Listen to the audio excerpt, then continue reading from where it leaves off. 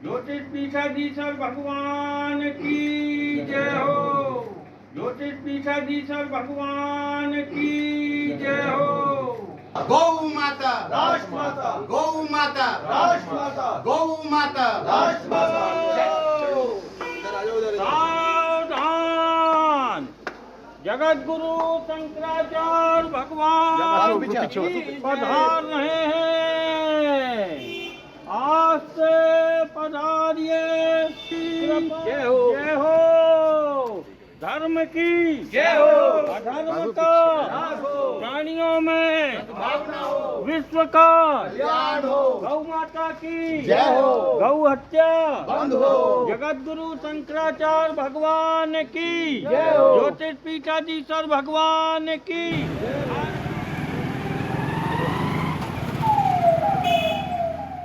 परंपरा ये है कि जो ग्रीष्मकालीन चार धाम के पूजा स्थान हिमालय के हैं, उनमें शीतकाल में मनुष्यों का जा पाना संभव नहीं होता है और इसीलिए उस स्थान पर भगवान की पूजा देवताओं को समर्पित करके जो शीतकालीन के पूजा स्थान हैं वहाँ पर मनुष्यों के द्वारा 6 महीने की पूजा की जाती है। फिर से जब ग्रीष्मकाल आ जाता है तो मनुष्य फिर उस स्थान पर पहुँचते हैं और देवताओं से स्थान का चार्ज ले करके फिर से भगवान की पूजा अर्चना आरंभ करते हैं।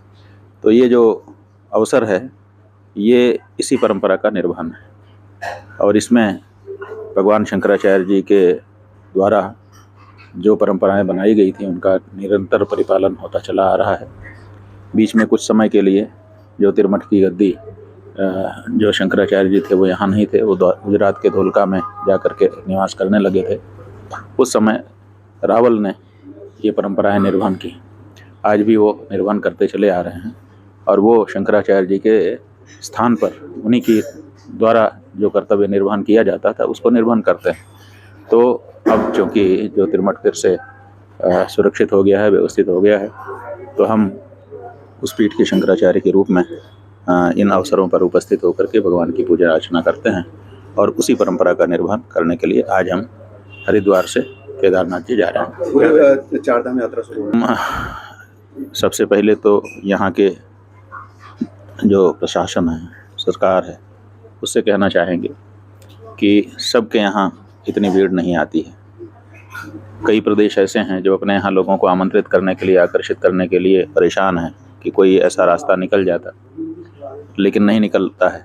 आपके यहाँ भगवान की ऐसी दया है कि लाखों लोग चले आ रहे हैं, तो उनके आवागमन की सुविधा, उनके जब तक आपके उत्तराखंड में रहें तब तक उनको कोई असुविधा ना हो, इसके बारे में सोच करके व्यवस्था बना लेने की आपको आवश्यकता है।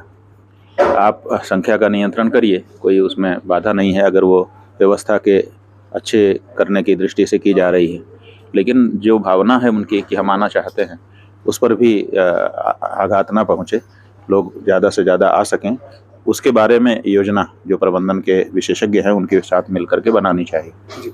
और जो लोग आ रहे हैं उनसे भी हम ये अनुरोध आपके माध्यम से करना चाहेंगे कि देखिए, ये चार धाम तीर्थ स्थान है, देवभूमि है उत्तराखंड, और यहाँ पर आध्यात्मिक आनंद जितना आपको मिलेगा, भौतिक आनंद उतना नहीं मिल पाएगा।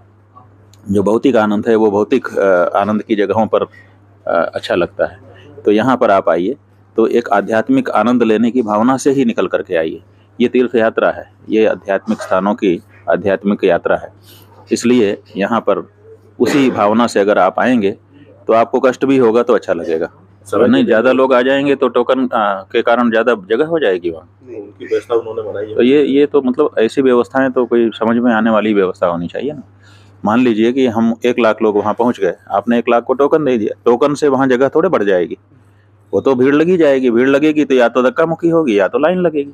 लाइन एक अच्छी व्यवस्था है कि चलो भाई भगवान का नाम लेते हुए खड़े हैं, एक तरह की तपस्या हो रही है, हो जाता है, तो वो तो फिर भी ठीक है। और लोग लाइन से रहते हैं तो किसी को यह नहीं लगता कि कौन आगे कौन पीछे। जो जब लाइन में आ गया, खड़ा हो गया, तो लोगों के मन में संतोष भी रहता है कि कोई भेदभाव नहीं हो रहा है, लाइन जा रही है। लेकिन अगर टोकन दे देंगे, अब टोकन के बाद फिर खोजो कि इस टोकन वाला इसी नंबर पर है कि नहीं है। अगर थोड़ी देर के लिए निकल करके चला गया, फिर आना चाहता है उसी जगह पे, तो आ पाएगा नहीं आ पाएगा। तो हम समझते हैं कि व्यवस्था ऐसी बनानी चाहिए जो लोगों को समझ में आ जाए और उससे अपने आवश्यकताओं की पूर्ति होती है। तो यही हम कह रहे हैं ना कि देखिए, अन्य क्षेत्रे कृतम पापम तीर्थ क्षेत्रे विनश्यति, तीर्थ क्षेत्रे कृतम पापम वज्रलेपो भविष्यति। शास्त्र आपका जो है वो क्या कह रहा है, इसको भी तो जान लीजिए। शास्त्र ये कह रहा है कि अगर किसी अन्य स्थान में आपसे भूल से चूक से जाने अनजाने पाप दोष हो गया है तो वो तीर्थ क्षेत्र में जाने से नष्ट हो जाता है। लेकिन अगर तीर्थ में पहुंच करके आप अगर दोष पाप करेंगे तो फिर वो तो वज्रलेप हो जाएगा, फिर उसको हटा पाना मुश्किल हो जाएगा। तो इसके लिए इस बात का भी विचार हमारे नौजवान करें। वो ऊर्जावान हैं, उनकी ऊर्जा का हम स्वागत करते हैं, लेकिन उनको धार्मिक मर्यादाओं का भी ध्यान रखने की आवश्यकता है।